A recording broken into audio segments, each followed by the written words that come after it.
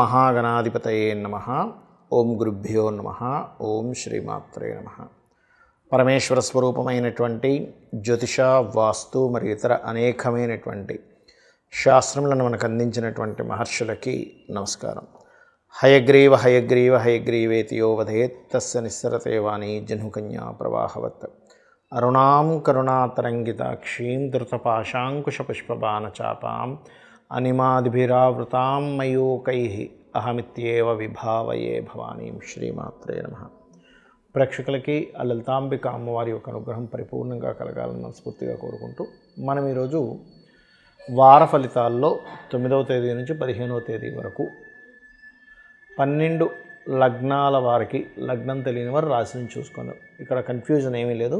ముందు లగ్నం చాలా ప్రధానం. ఎందుకంటే లగ్నం ప్రతి 2 గంటలకు మారిపోతుంది, రాశి ప్రతి 2.5 రోజులకు మారుతుంది. కాబట్టి లగ్నం తెలుసు అనుకోండి, లగ్నం నుంచే చూసుకోండి. లగ్నం తెలియదండి, మా వాళ్ళు ఎవరు నోట్ చేయలేదు టైం అనుకునేవారు రాశి నుంచి చూసుకోవచ్చు, ఏం అభ్యంతరం లేదు. ఎందుకంటే రాశి ఈజ్ మైండ్, మన మైండ్ పరంగా కూడా మనం వెళ్తూ ఉంటాం జీవితం అనేది. అయితే ఇక్కడ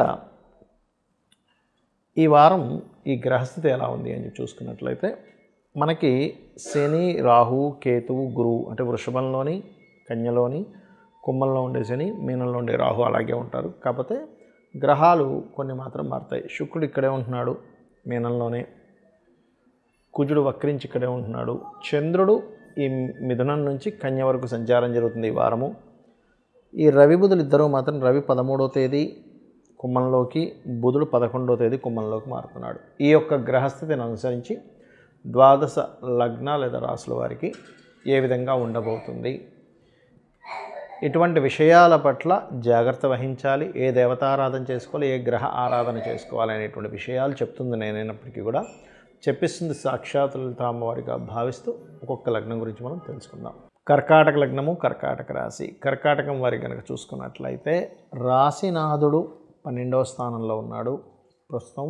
మీకు ఈ రాశినాథుడు 12 నుంచి లగ్నము 2, 3 స్థానాల్లో సంచరిస్తుంటాడు. కాబట్టి ముఖ్యంగా మీకు 10, 11, 12 తేదీలు ఉద్యోగ సంబంధించినటువంటి ప్రయత్నాలు చక్కగా ఫలిస్తాయి, అందులో ఎటువంటి సందేహం లేదు.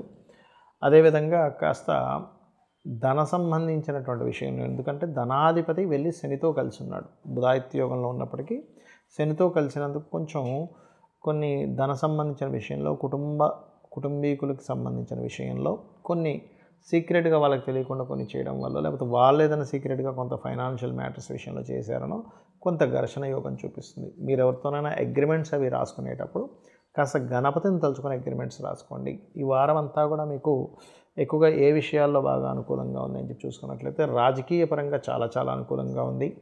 మరియు మరొక విషయం ఏంటంటే ఇక్కడ దీంతోపాటు క్రియేటివ్ ఫీల్డ్స్లో ఉండేటువంటి వారికి, సినిమా ఫీల్డ్లో ఉండేటువంటి వారికి 10, 11, 12, 13, 14 తేదీలు మీరు చేసేటువంటి ఏదైతే ప్రయత్నాలు ఉంటాయో క్రియేటివ్ ఫీల్డ్ రిలేటెడ్గా లేదా క్రియేటివ్ రిలేటెడ్ డిజైనింగ్స్ అట్లాంటి వాటిలో ఉద్యోగ ప్రయత్నాలు కూడా చాలా చాలా అనుకూలంగా ఉంది ఈ వారం అంతా కూడా మీకు.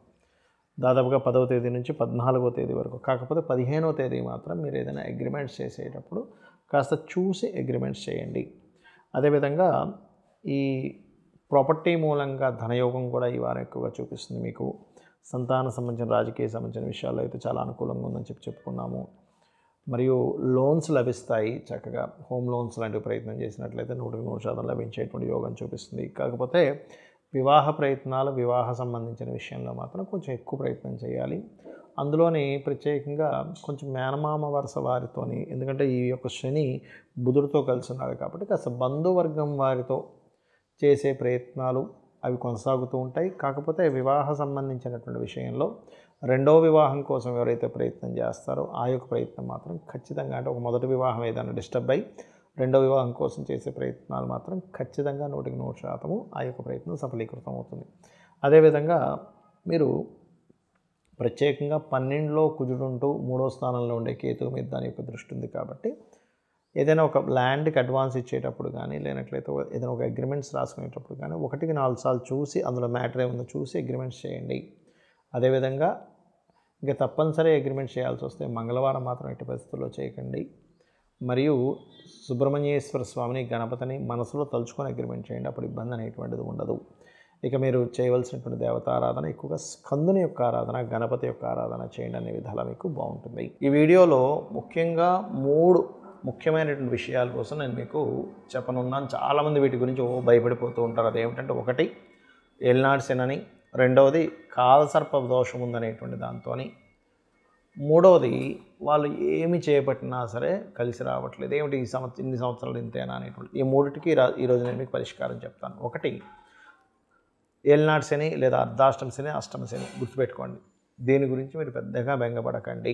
ఎందుకు అంటే, ఏలినాటి శనిలోనే నేను మీకు రుజువు చూపించగలుగుతాను. ఏలినాటి శనిలోనే అద్భుతమైన స్టేజ్కి వెళ్ళి వాళ్ళు ఉన్నారు, సీఎంలు అయ్యారు, పీఎంలు అయ్యారు. మనం చాలాసార్లు చెప్పాం.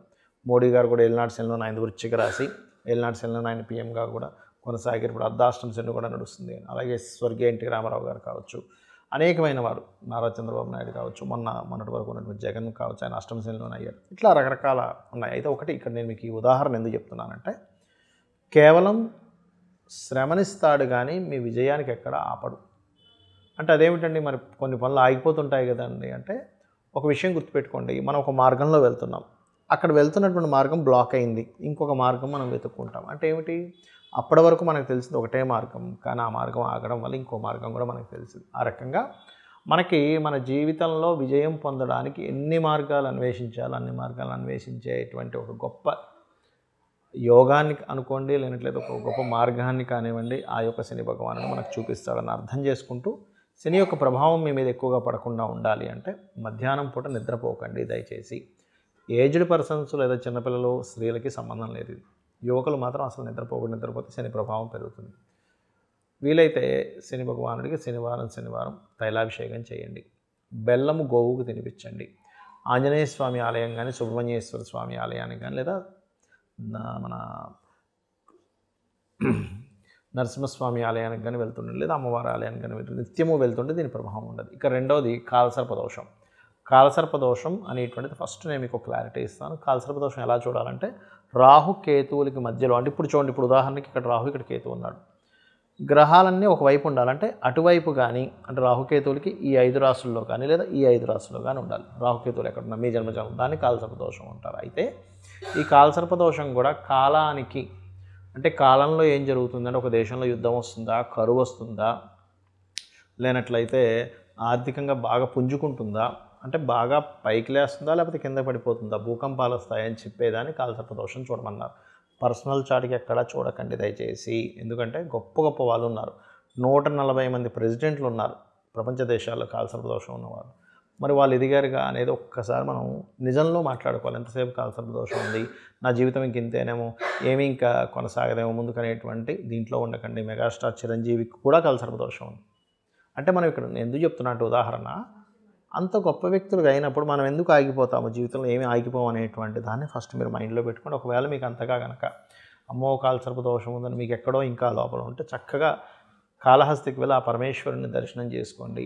అక్కడ ఎలాగో మనకి రాహుకేతులు పూజలు చేస్తుంటారు. ఆ రాహుకేతు పూజ కూడా అక్కడ చేయించుకుని ఎటువంటి దోషము మీకు ఉండదు, ఎటువంటి సర్పదోషాలున్నా తొలగిపోతాయి. ఇక మూడవది, చాలామంది ఎన్నో పూజలు చేస్తుంటారు కానీ ఏమీ కలిసి రావట్లేదని బాధపడుతూ ఉంటారు. దానికి కారణం ఏమిటి అంటే, మీరు చేస్తున్నటువంటి ఒక మంత్ర జపము. ఏమిటది అంటే, ఎప్పుడు ఏమీ కలిసి రావట్లేదు అనే మంత్రమే మీకు అది మంత్రంగా మారి ఏమీ కలిసి రాకుండా చేస్తుంది. గుర్తుపెట్టుకోండి. ఎవరు కలిసినా సరే, ఎన్నో పూజలు చేస్తున్నాను ఏమీ కలిసి రావట్లేదు, ఏం చేసినా కలిసి రావట్లేదు, అది మంత్రంగా మారుతుంది. గుర్తుపెట్టుకోండి. అలా కాకుండా నేను ఎన్నో ట్రయల్స్ వేస్తున్నాను, ఎంతో ఓపికగా ట్రయల్స్ వేస్తున్నాను అనుకోండి పాజిటివ్గా, అంటే ఒకటి చేసాము కలిసి రాలేదు, సరే నేను అక్కడితో ఆగిపోలేదు. ఇప్పుడు 2 విషయాలు ఉంటాయి గుర్తుపెట్టుకోండి. ఒకే సంఘటనని 2గా ఆలోచించవచ్చు. ఎలాగా, ఏం చేసినా కలిసి రావట్లేదని నెగిటివ్గా ఆలోచించవచ్చు, కానీ నేను అందరిలో ఆగిపోలేదు, ఏది కలిసి వస్తుందో అన్వేషణలో ఉన్నాను పాజిటివ్గా ఆలోచించవచ్చు. అంటే ఎక్కడ నేను ఆగిపోలేదు, ఇది చేశాను కలిసి రాలేదు, వెంటనే ఇంకోటి మొదలుపెట్టాను, అది చేశాను నాకు కలిసి రాలేదు, మళ్ళీ ఇంకోటి మొదలుపెట్టాను అనేటువంటి ధోరణిలో వెళ్తే మీకు ఆత్మవిశ్వాసం పెరుగుతుంది. అలా కాకుండా అమ్మో నేను ఏం చేసినా కలిసి రావట్లేదు. కొంతమంది షాప్స్ బిజినెస్ నడిపిస్తుంటారు, నేను నిలబడి ఉన్నాను. ఇప్పుడు 2 విషయాలు చూడండి. అబ్బా నాకేం నష్టమైపోతుందని నేను కురింగిపోతున్నాను వేరు, నేను నిలబడి ఉన్నానని చెప్పి ఆలోచించడం వేరు. కాబట్టి ఇలా ఉండండి. ఒకటి, ఏమి చేసినా మీకు కలిసి రావట్లేదు అంటే ఒకటే గుర్తుపెట్టుకోండి, మీరు నిత్యము చేయవలసింది గోసేవ, నిత్య దీపారాధన కనుక చేసినట్లయితే ఖచ్చితంగా పూర్వ వైభవాన్ని తెచ్చిపెడుతుంది నిత్య పూజ అని చెప్తూ ఉంటారు శాస్త్రంలో. కాబట్టి అది చేయండి.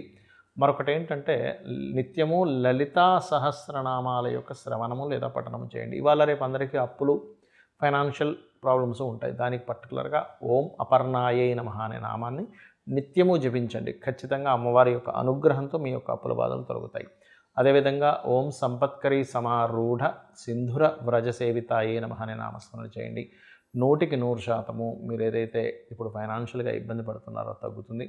దాంతోపాటు ఇళ్లల్లో చాలామంది వాస్తుపరంగా ఉత్తరం వైపు డార్క్ కలర్స్ వేస్తుంటారు, లేనట్లయితే గ్రీన్ కలర్, మన రెడ్ కలర్స్ లాంటివి ఎక్కువగా వేస్తుంటారు, ఎల్లో కలర్స్ వేస్తుంటారు. ఉత్తరంలో ఆ కలర్ వేయకండి. ఇంటి లోపల వైపు పూర్తిగా ఉత్తరం గోడకు వైట్ కలర్ ఉండేలా చూసుకోండి. ఇలా కొన్ని వాస్తుకు సంబంధించిన దోషాల వల్ల కూడా మీకు ఫైనాన్షియల్ ఇబ్బంది వస్తుంటుంది. వేస్టేజ్ జోన్లో తీసుకెళ్ళి మనీ పెట్టడము, గెయిన్స్ అండ్ ప్రాఫిట్ జోన్లో పెట్టాలంటే నైరుతి గదిలో వాయువ్య మూల పెట్టండి, ఖచ్చితంగా బాగుంటుంది. ఈ యొక్క విషయాలు మీరు తెలుసుకొని మీ యొక్క జీవితాన్ని ఆనందంగా మార్చుకుంటారని చెప్పి కోరుకుంటూ శ్రీమాత్రే నమః.